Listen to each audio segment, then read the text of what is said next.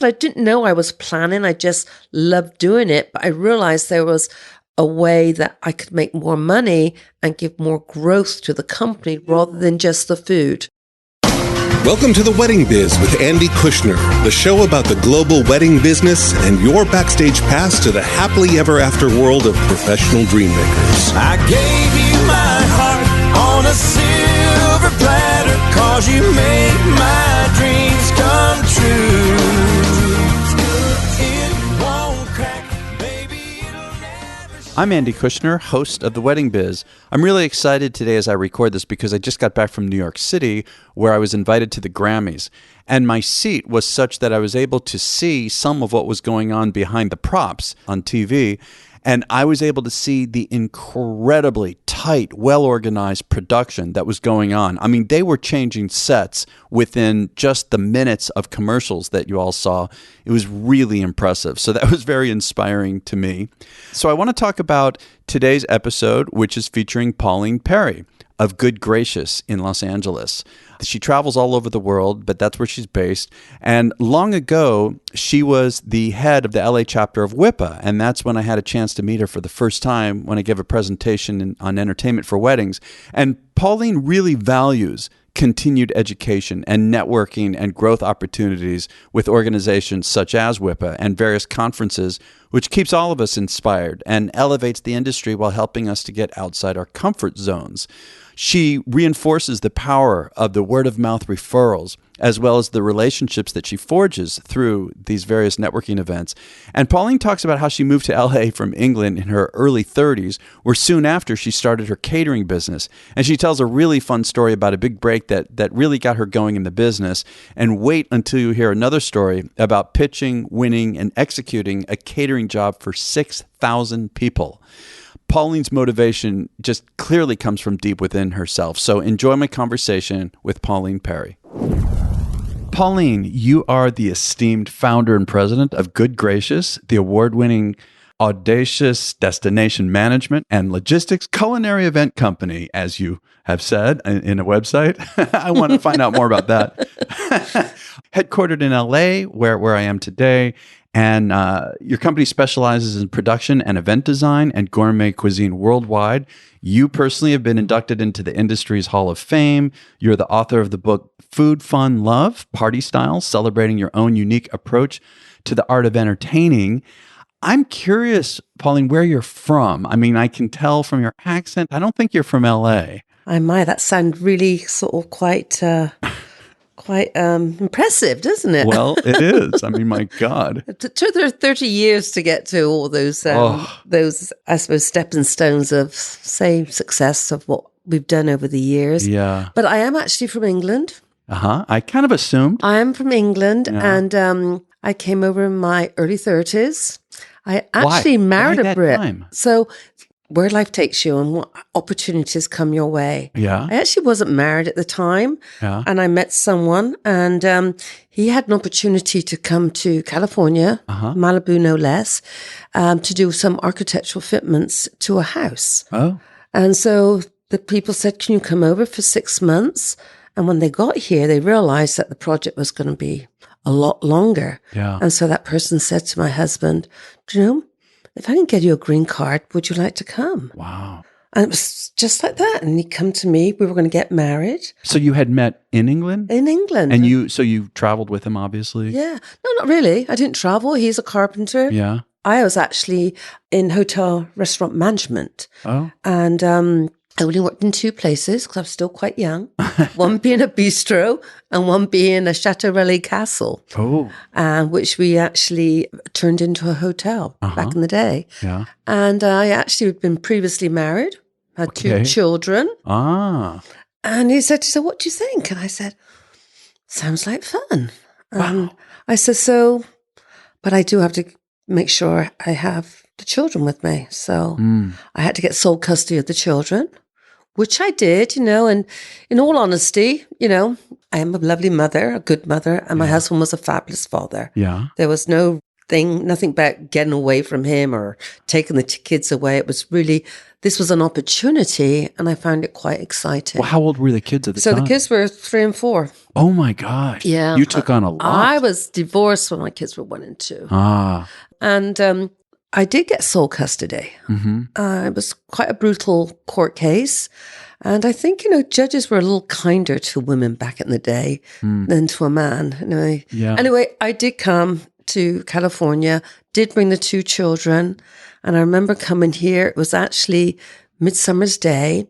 And when we left England, Princess Diana went into labor. And when we got here, because of the time change, she had Prince William. So we always remember his birthday. Oh. And so it was Midsummer's Day when we came here in 1982. But when you came, so if you were in a career, you said the restaurant, what were you doing at the moment that you left? I went into hotel restaurant management, and actually I didn't even realize what hospitality or anything was back in those days. I actually went to a restaurant with a date of mine, and the couple who ran the restaurant looked at me at the end of the night. They said, "We would love for you to come and work here." And I looked at them and said, and what would I do? That's how naive I was. Yeah. And so I was in my middle 20s. And they said, just help us. There's a small restaurant, 40 covers. I could live upstairs. And I really did everything. I did the dishes. I was the front of the house. I brought this, took the reservations. I helped waitress. The chef didn't turn up. I would cook. I did it all. Wow. And I absolutely loved it. So I then went to do some schooling on hospitality. And I stayed there for about 4 years. And then I actually was captured by Thornbury Castle in Gloucestershire. And the gentleman that owned it said, "Pauline, I would love for you to come and be a manager for us." And he said, "I really want to expand and make it into a hotel as well. Yeah. Will you come and join me?" And again, that was an exquisite opportunity. I actually lived at this 16th century castle. You lived in the castle? Henry VIII castellated it. I lived over the gatehouse. Oh my gosh. And I actually took a trip back to England just recently.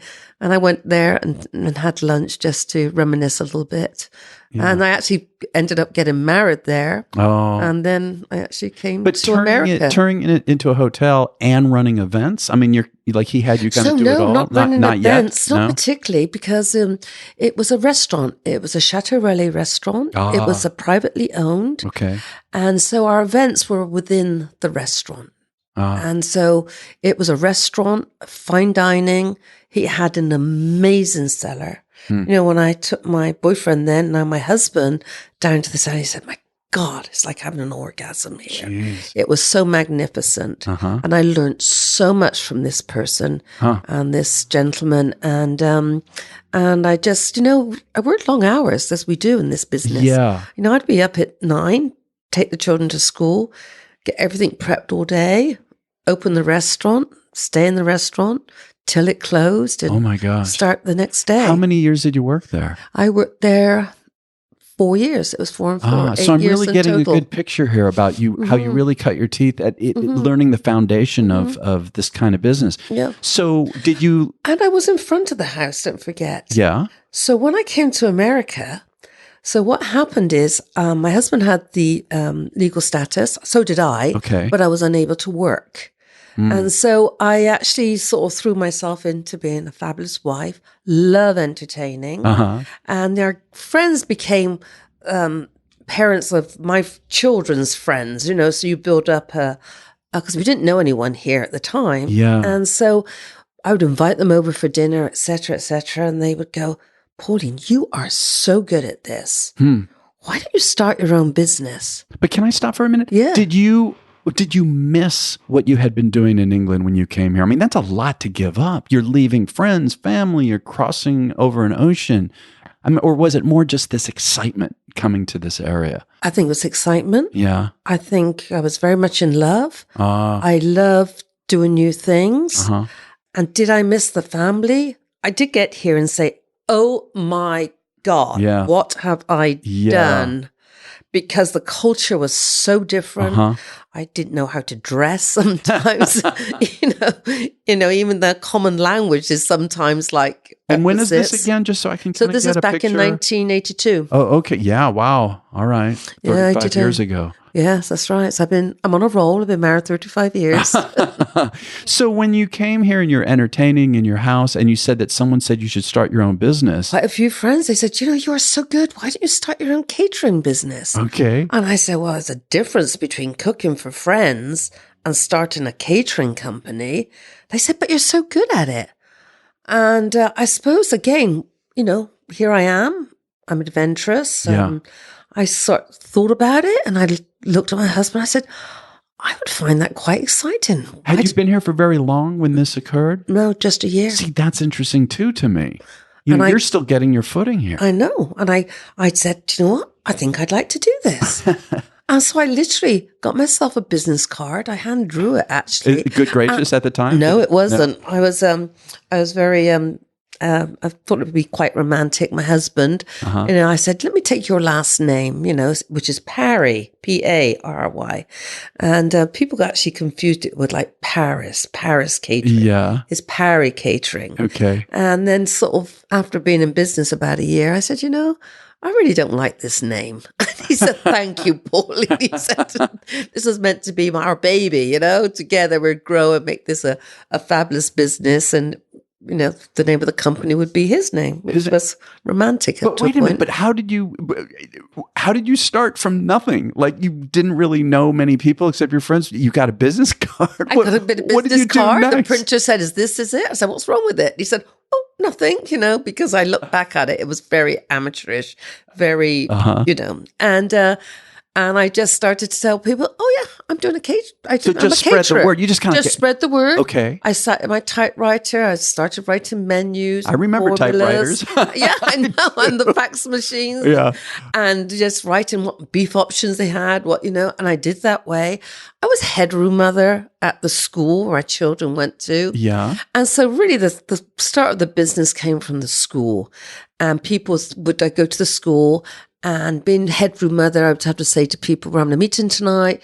I have to bring 12 people. Could you bring a dozen cookies? All of that stuff. And then people really didn't come with the cookies. And then I got tired of asking them. So I just made cookies or whatever it was. And when they went to the school, they go, oh my God, who cooked this? And then they had a school fundraiser, tennis tournaments, where they put a tent in the playground and for 300 people, and I remember having the opportunity of bidding on those.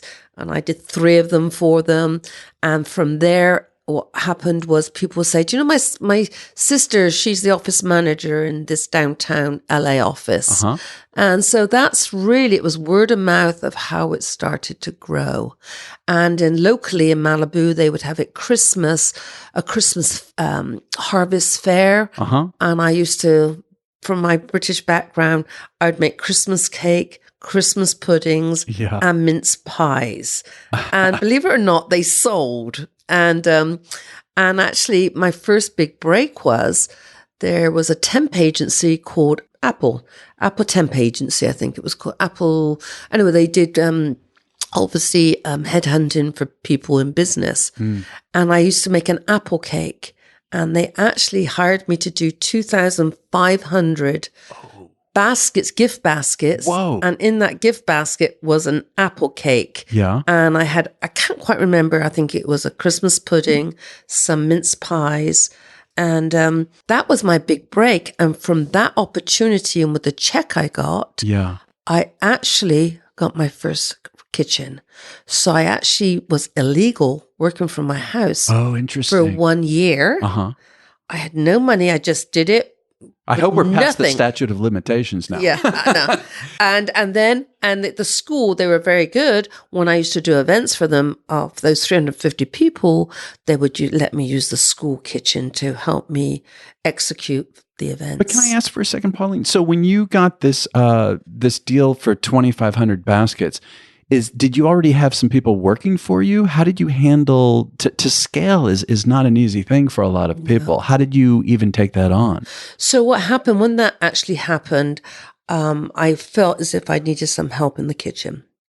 And so it's interesting. I found a girl called Tara. Never forget her. She was just fabulous. And she was really good at baking. Not so much the savory. She was good at everything, but baking. And so I took her on as an employee. Uh-huh. And a friend of mine had a housekeeper that came up from Mexico. And her and I got on quite well. And I said, and she had to let her go because her children are growing up. And I looked at her and I said, would you like to come and work with me and help me do my dishes and clean up and things like that? So Tara and Margarita actually came on board with me and became my first employees. And I want to say to this day, Margarita, she's my executive chef to this very day. My gosh. So I saw her grow. And her and I are both really healthy people because we laugh, because there's a bigger team now. And in all those years, the only time she's had off was 6 months when she had her daughter. She's never had an afternoon off for headache, for sickness, for flu. God, we would all love something like that. I hope she takes some I'm of vacation. the same, and she takes a vacation now. Holidays. Yeah. And I too am of the same stamina. My staff sometimes look at me and say, don't cough, Yeah, don't want to get her Pauline, if sick. she gets a little cough, she just powers on, Yeah. And so Margarita's here to this day. And Tara, she actually eventually, after about 8 years, she got married, had 2 children, and she moved to Colorado. And she actually changed her career. She went into nursing, which was really a beautiful thing for her because she was a very nurturing, caring person. But telling you having those employees on those first years, maybe I should just go a little bit back. This basket was an amazing opportunity. I got people in part-time. Yeah. We assembled them. I got my commercial premises. And then all the baskets, I had to get a transportation company to take them different places in California. And that was first time for you. So you're learning all of this as you go. So this is the big thing. When that happened is, unbeknown to me, my transportation didn't have refrigeration. Oh. And one of the trucks. And that didn't occur to you because you had never done it before. Never occurred to me So they just show up and it's this like, oh my God. company showed up and I don't think I even asked, is your refrigerator? Right. You just assumed. Everything in that basket wasn't vulnerable, but what was vulnerable, I found out, was the apples, because the apples were fresh. So one truck actually, and really, they didn't have far to travel. It was really only a 3, 4, 5 hour travel situation. But what time a truck of year? Broke down. Oh no. It was Christmas time, so it wasn't that Thank hot. God it was cold. But one truck broke down, and my basket sat in that truck for 2 days. Oh no. And so all the apples went Fausty. Oh, so what'd you do? Oh my God, I had a... At the last second, you just had to... No, I didn't know they delivered all the baskets.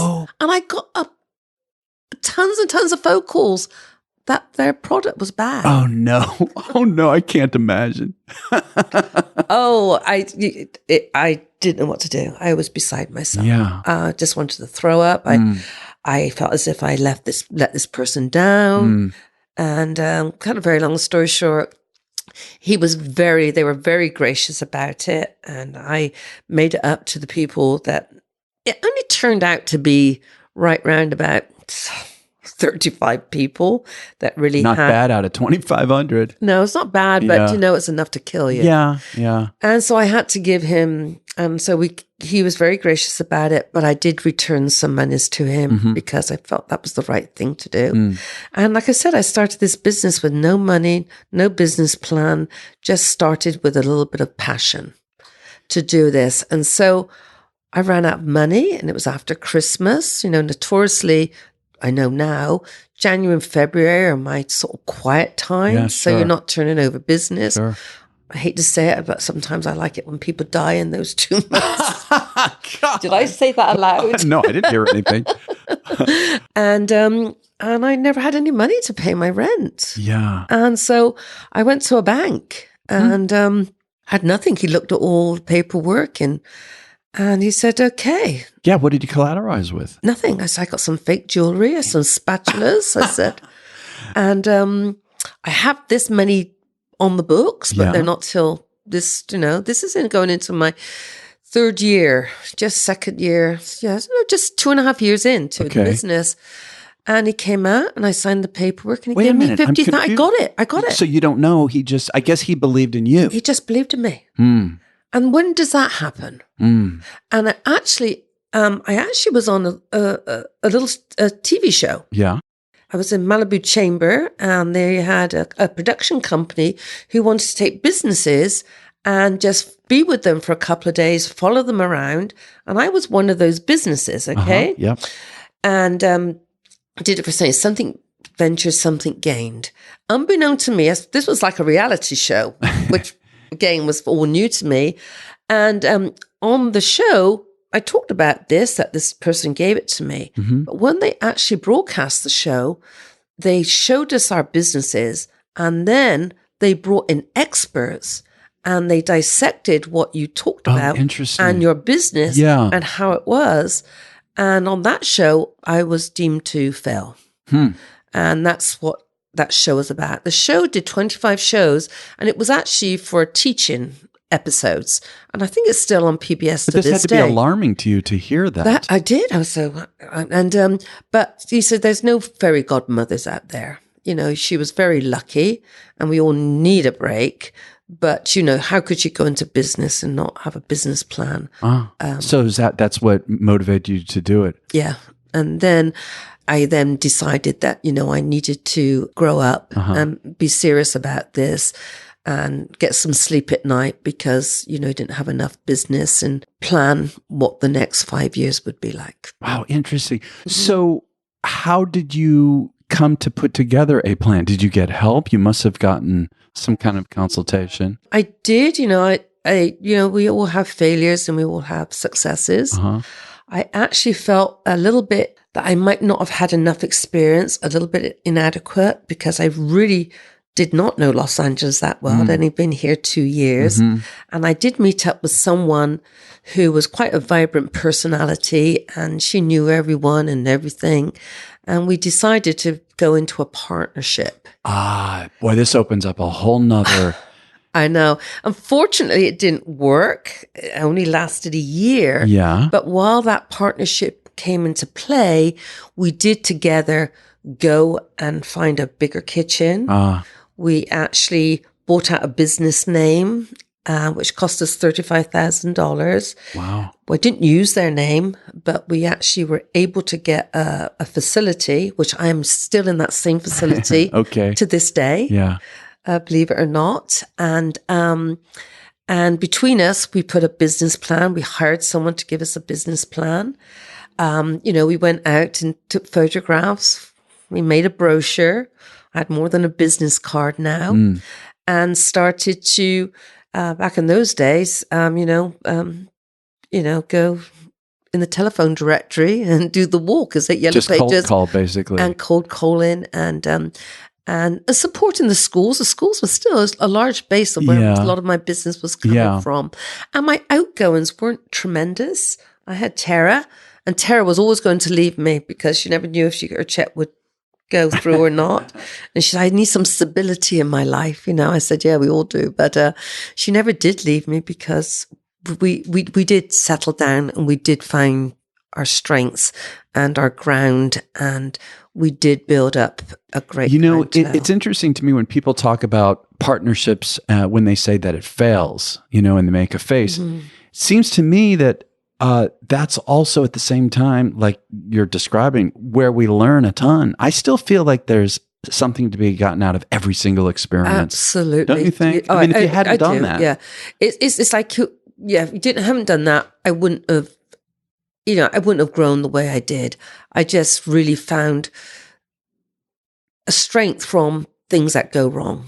And can you say more we actually opened a cafe back in the 208s, I think. No, it was a bit more than that. It was quite a while ago. And I said, you know, this neighborhood's changing. You know, this is good. And I decided to open a cafe.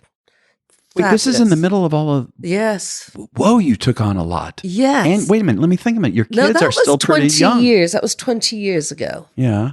And actually, my daughter decided she wanted to come in the business with us.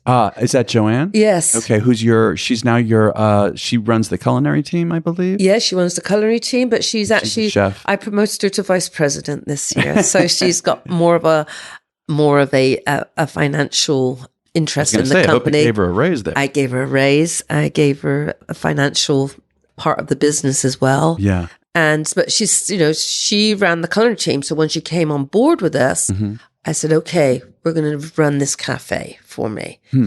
It was a huge flop. Oh, It was 10 years before its time. yeah. Wait, what do you mean? Why? Because there was no walking traffic here. I really did things. Oh, you're just I really talking- sometimes okay. did things in my passion. Well, like and the not truck, think- hard to think ahead of that. Yes. And so, and the people that came in here, though, I looked at them and I said, where are all these people? Because this was the hood back in the day. And they were professional people. They, I said, I still lived in Malibu then. So I would come to work and go back. I really didn't look around the environment. I had a crack house on one corner. It was a mess. Oh, that's right. around They don't here. get very hungry. No. That was terrible. What And I just said. actually, I became really great friends with all of them. My place was Somehow never I graffitied. see that. I don't know why. Right. I had no graffiti. You And had I would go up protection. to Robert. I said, Robert, I saw a little mark on my gate over there. Don't worry, Pauline, I'll take care of That's it. funny. Thank you. That's funny. And I used to cook for them for Thanksgiving. I was just going to ask. Yeah. Hey guys, we've got some cookies going on today, and that spirit. And the cafe just really didn't get a real momentum, even though they had regulars in there. It was so forward with the look of it. It was clean. It was contemporary, great food, different. And I decided I was just so much better in doing the off-premise catering and planning and getting bigger pictures of events that, I So in a I need sense, more it focused energy you. So it and- kind of focused you. Focused me again. Yeah.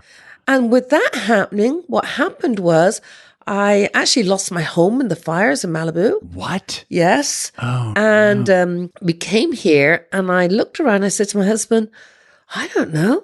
What's this neighborhood like? And I really went round to look at it. And that's when I ended up buying this house. Oh, the one we're in right now. And it was down market. And then I ended up buying my building Yeah. in the down market. This environment now is this is meant to be the best place in Los Angeles yeah. to buy a home. Oh, my This God. home is worth so much money. I'm not even going to tell you what I paid for it. Yeah. And my building is worth so much money. Jeez, Pauline. It was just like, oh my gosh, this is like money in the bank. Yeah. They're both practically paid for. Well, I'm going to go and transition to a different place here. Please. When was your first wedding? And how did that go? Oh, when was my first wedding? Gosh, you got me off the hop here. My first wedding. I know where my first wedding was. You'll be interested in this. It was actually in a private estate, believe it or not, Okay. in Brentwood. Yeah. And the girl's wedding, I don't remember her name. She asked me to be her caterer, and it was a lovely wedding. And when I was there, she had white tablecloths and cream overlays. And I was a huge fan of Martha Stewart at the time. Okay. In fact, my first cookbook was Entertaining with Martha. Oh, great. And I loved her style, etc. And the tablecloths, the flowers. And when we were doing this wedding, she started asking me to do a lot of things. Pauline, could you tell the DJ to plug it in over there when he comes? Do you know what? The boutonnieres and all the flowers for the... Oh, interesting. So you're it's starting to get into the dining planning room. aspects and now. so I was there doing all of these things for her because it was quite a nice wedding. I mean, it was a nice wedding. And I did it. And it was flashy that was the beginning. I'm going, gosh, I don't know. So here's another market, basically. This is another market. And so this is going back quite a number of years. After that time, I started to see people when they come to me for catering, I would ask them, I said, do you have a planner? And they would go, no, we're doing it ourselves. Yeah. And I said, I think you should get a planner. I can be your planner for you. I'll charge you $500 to make sure. I said, because it takes me away of the catering. Yeah. And I really need if you want me to do all those tasks for you, I really need another couple of people on the catering team. And I said, you don't have to hire me. You can hire anyone. But I wouldn't actually do a wedding unless they had a planner in place. So when then did decor start to come into this for you? Where you also added that to Passionate about it. I think my reputation, I was always about the presentation of the food. Yeah. You know, all the different risers. We're talking visually, of course. Visually.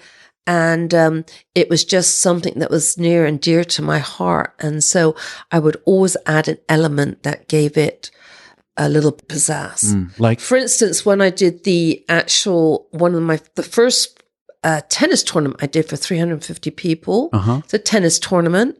And my buffets, what I did, I pretended it was back in the 15th century when people would go and watch the games. Yeah. I actually made it like a gazebo and put a crest on the buffets.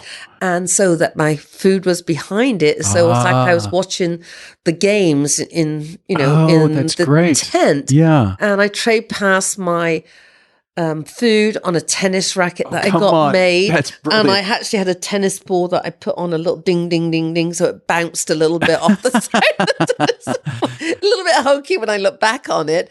But it started to give myself a little bit of reputation for presentation. And then clients would come to me. I remember the first time the design and the planning aspects for it. One of the first ones I did was a client said to me, well, Pauline, my next event, I'm going to be at a hotel. I'm going to so miss you. And I thought about it for a little bit. I said, well, you don't have to miss me. And she said, why is that? I said, well, I could go there. I've learned what your style is of food and what you like. I can work with the chef and maybe help you design your menu for the evening. I can actually, put your linens on. I can tell the band where to go.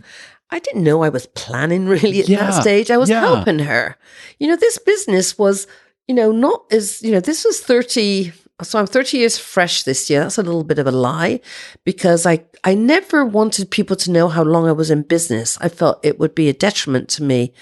I don't know why, but I felt people thought I'd been in business a long time. I probably would be stale, not innovative, not being thinking forward and fingers on the pulse because I'm in a comfortable situation. Not the case. And so I lost track of when I really did start, but I realized I did start when the 84 Olympics. I did the 84 Olympics. So what do you mean you did the Olympics? The Olympics was in Los Angeles. Yeah. So I picked up half a dozen clients while the Olympics were on. That's great. And I actually picked up the organization of... Oh, come on. Yes, but that wasn't big time catering. Yeah. That was really production catering. And I would feed them every day for 3 weeks, breakfast, lunch, what a and great dinner. contract. Yeah. And I got that. Yeah. And then I picked up a little side parties that social people did. So I started off very socially.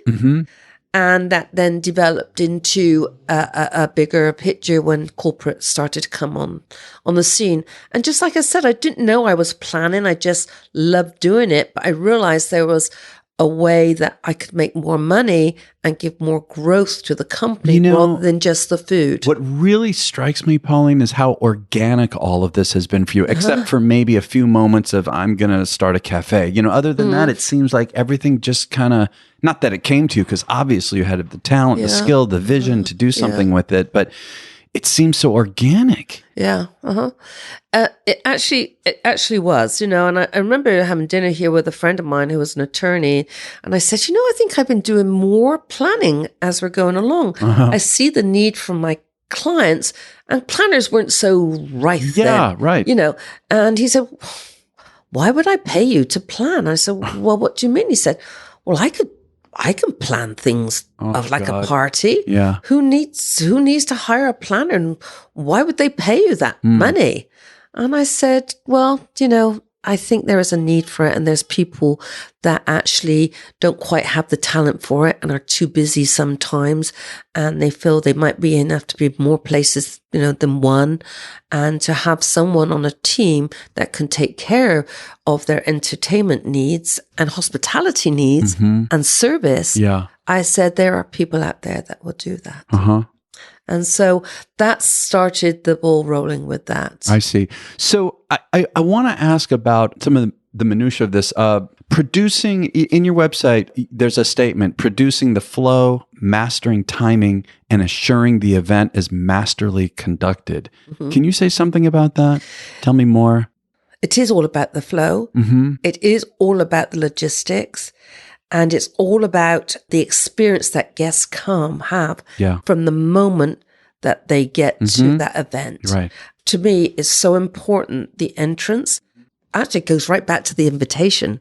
If it's an invitation style. I like that. Right. That sets the tone immediately. That's the absolute tone. Or these days, save the date. So you say, and so it is even these days, save the date.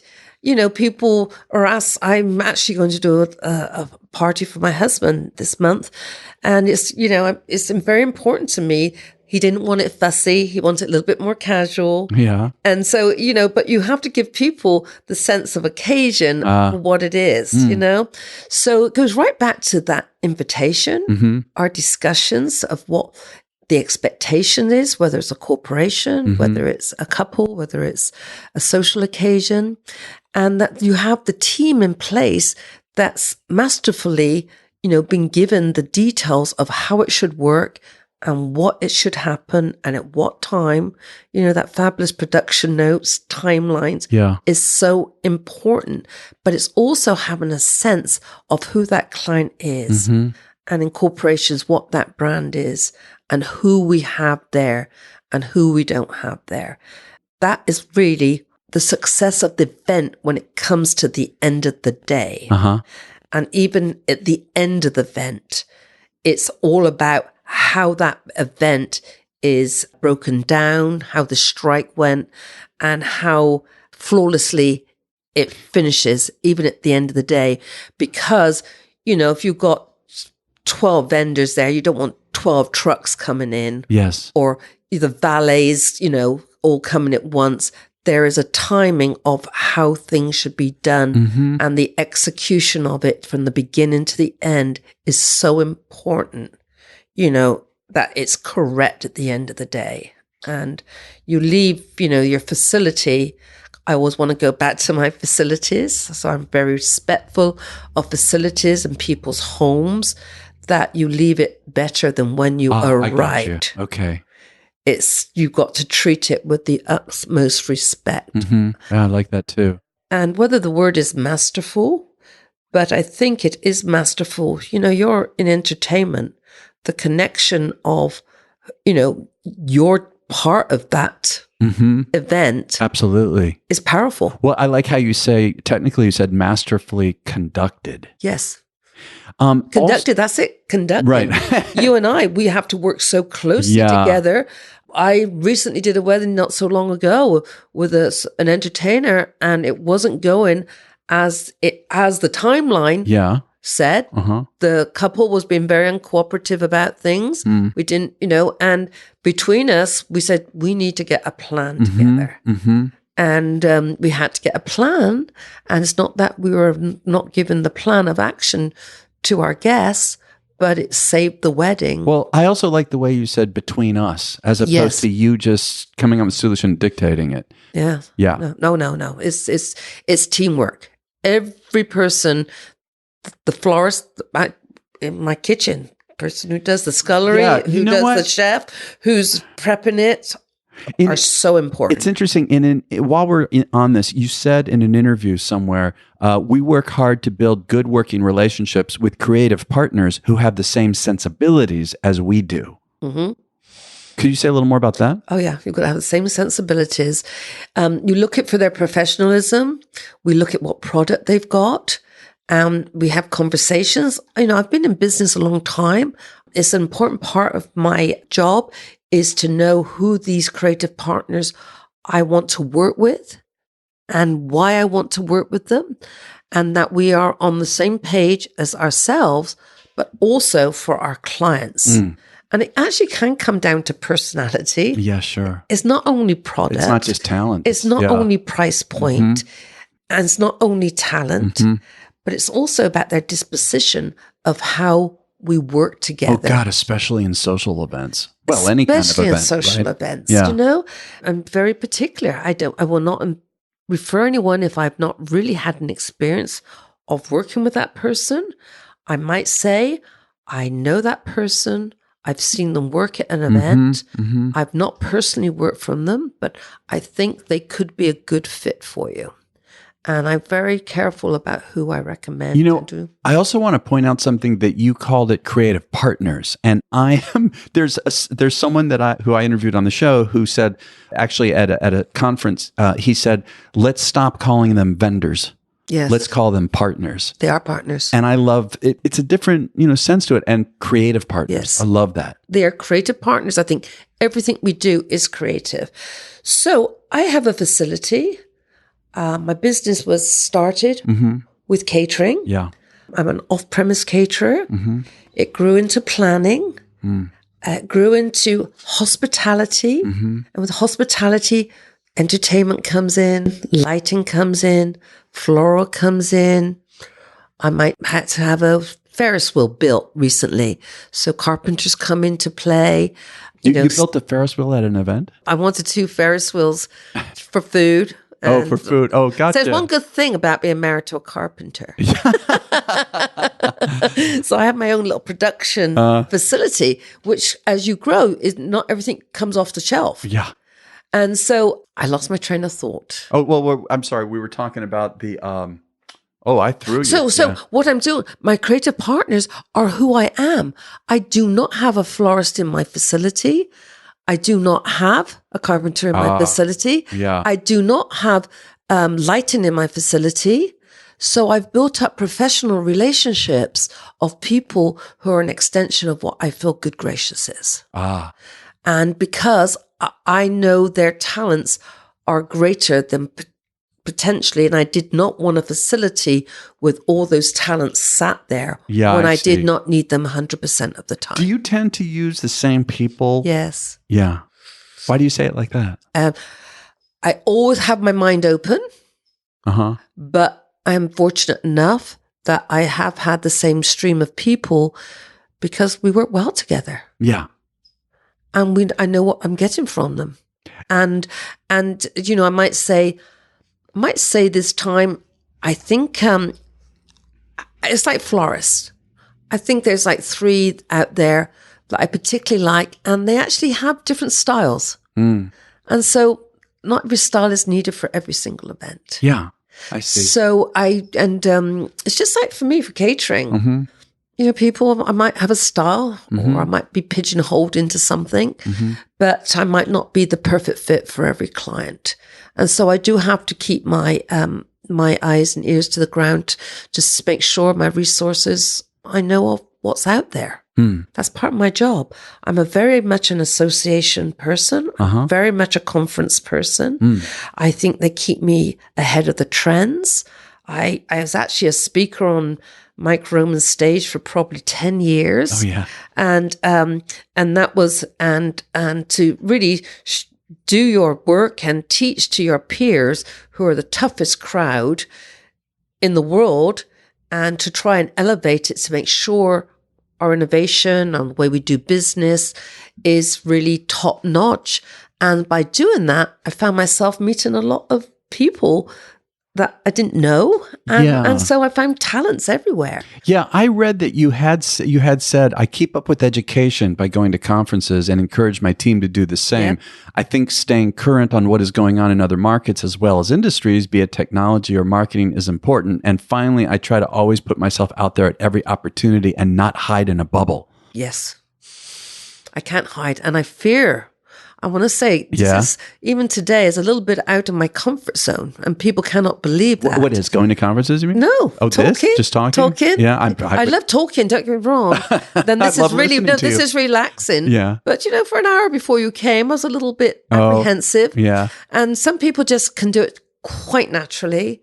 And I was on talking about, the other day for a whipper with 4 couples, Neil Fraser and, the Inside Weddings and other people. And I admire them all so much. And I feel very humble that I'm on that stage with them. Yeah. And I fear that I might not give back what people might be looking for. Oh, you're so wrong. I'll correct that right now. You are so wrong about that. Yeah. So that's just a little. But I also love also the real humility that you have too, which I think is important. Well, so while we're talking about this, conferences and going, how aspects of it are uncomfortable for you, and even myself, I mean, I entertain. I mean, I'm not performing on stage anymore, but I mean, I've done that a million times in front of thousands of people. And yet for me, going to certain networking events, there's aspects of it that's still very uncomfortable. I know. Right? So I used to go a lot by myself in the early days, and I'd fear going into that room, and I go, okay, Pauline, take a deep breath. You can do this. I'm talking to myself, and I go in, and some people would talk, and I naturally go up and I said, I hope I'm not interrupting, but I'm Pauline Parry. I'm new here. You force yourself to push yourself into it. But what's interesting? It's almost like we forget that maybe there's some people who walk in there and it's just a breeze for them. But generally, I think for the most part, people are not fully comfortable at these places. No. And we think that everyone else is, right? Yes. To me, I look around and I'm thinking, everyone just seems fine. But I think inside we're all going through the same. But, to me, the good part about it, though, is that any quote unquote networking event, right? Any conference, everyone is going there in order to meet people, right? And in order to learn. And if we would only remember that, who cares if we jump in and interrupt and introduce ourselves? That's why we're there. And I've become very sensitive to that, being part of the organization and being on the boards and being presidents, etc. I too now very sensitive when I see someone new walk in or I see them. You go up to them? I am very hands-on with that. I just did it this week and I said, you look as if you might not been to a whipper meeting before. She said, no, I haven't. I said, and I do go through what I do. Right. But I told you about the fears and not staying in a bubble. I actually don't fear about the challenges of what business may bring. So that's a different. Yeah. So I remember we once had an opportunity for a very big job with actually Sony PlayStation, and it was for 6,000 people. Okay. All right. Never done 6,000 people. And the client, I was recommended. And so this was about 10, 12 years into business, I suppose. And when I came into, I knew they were taking everyone through the doors, telling them what they wanted, 10 days to get the proposal to them. Mm-hmm. And we had to FedEx it to Atlanta. And I remember getting up the next morning and saying to my husband, I'm not going to FedEx this proposal. I said, I'm going to Atlanta. And I went to Atlanta. I love this. I took the red eye. Yeah. I called up my client. I said, would you be around? I said, I'm in Atlanta doing business. Yes, we are. And I said, great. And I remember taking some vegetable chips, which were new to us, on the plane. Okay. And going into the office, put the vegetable chips on there, put the proposal, say, let's talk. Wait, what? Okay, yeah. Yeah, so that we could nibble on the vegetable chips. I said, does anyone want to go out to dinner tonight? They all went out to dinner. And then I got the red eye back. Wow. And I then got down to the final three to do a tasting. And I got to a tasting. Okay. And I did the tasting. And that night they came to me and they phoned me up and they said, so Pauline, we're in the hotel and we can't work out. We've got to work on budget, but I can't work out what we're going to do. We're not quite sure. Should we go for passion or should we go to experience? But, whatever we do, we've got to work on this budget. And I said, so what do you think you want to do? They said, I think we want to go with the passion. And I said, so did I get the job? They said, you've got the job. That's great. Anyway, the job was 6,000. Yeah. And so how do you do 6,000? Not only that, they then said, we're going to have some extra budget. We'd like you to design the buffets. I had 45 buffets. Geez. So they gave me 30,000 to bring the buffets up to another level. Yeah. I had 88 bars. Oh my God. And our chef, with my daughter Joanne, she looked at me and it was all high fives, oh my God, we got it. And she just looked at me, she said, are you crazy? And I said, what do you mean, am I crazy? Have you looked at this kitchen? Oh. How do you think we are going to do this? I said, I think we can do this. And I told her in my little mind what I was thinking. And in all honesty, she's thought about it. She went away, went to the drawing board, and she worked out the execution of the food, how we're going to get it, what was going to be prepared, how it's going to be stored, how it would get there. And within a week, we had a plan in action and off we went. You know, you mentioned at the beginning of this story how much you're not nervous, anxious about challenges. And that's a huge one. What is it about challenges that, if anything, it seems like you enjoy? I do enjoy them. My back against the wall, you get the best out of me. Yeah? Yeah, I don't know why. You know, I don't need my back up against the wall very often. And I think maybe it's our business of what we do. Think about it. You know, our business, I work in alleyways, museums, mansions. Client once took me to Monte Carlo 3 years in a row. Not bad. Yeah, they said in Woodland Hills, and they said, so Pauline, how about coming to Monte Carlo with us? And I said, Monte Carlo, Woodland Hills. That sounds like a good thing. Anyway, she did take me. She said, okay, we're going. And then she said, so how are you going to do it? I said, I have no idea. Really? How And you're saying that with a laugh and a smile? And this was in like March, and the event was May the 5th. Oh my, what? In Monte Carlo. Yeah. Anyway, so the challenge of that, I think, you know, it is a challenge, but it's a challenge of something I love doing, whether it's the logistics, the food, the creating.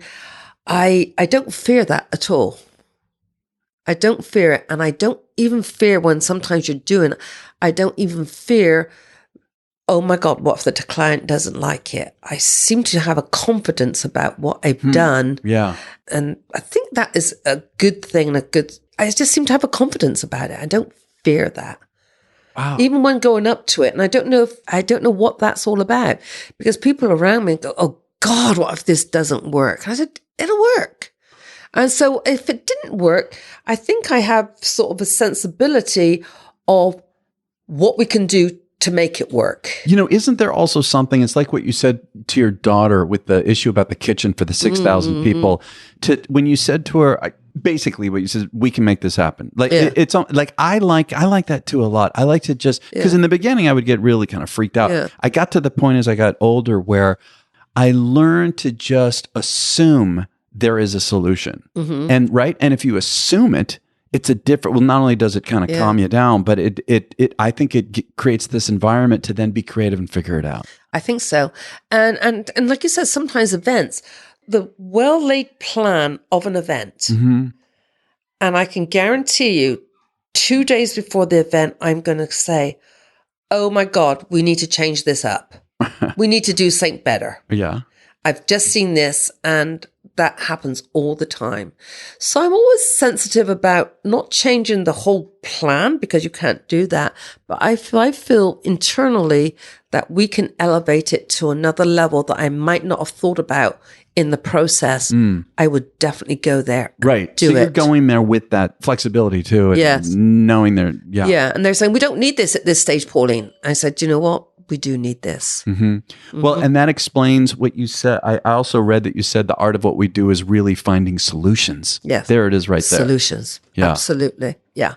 I think we can find that, because I think our job sometimes, like I did an event in February, 1,000 people in a private estate in Beverly Hills, magnificent, over the top, and the rain kept coming.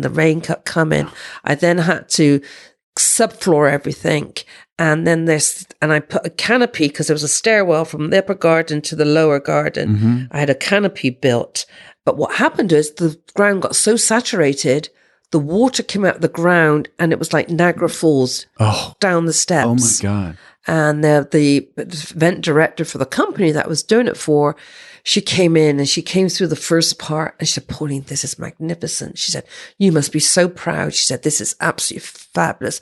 What are you feeling?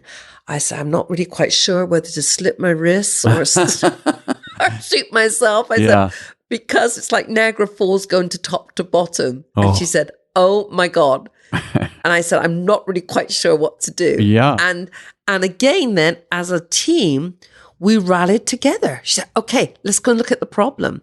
And she said, I'm going to delay them. The rain stopped. Yeah. This will subside. And it did. That's great.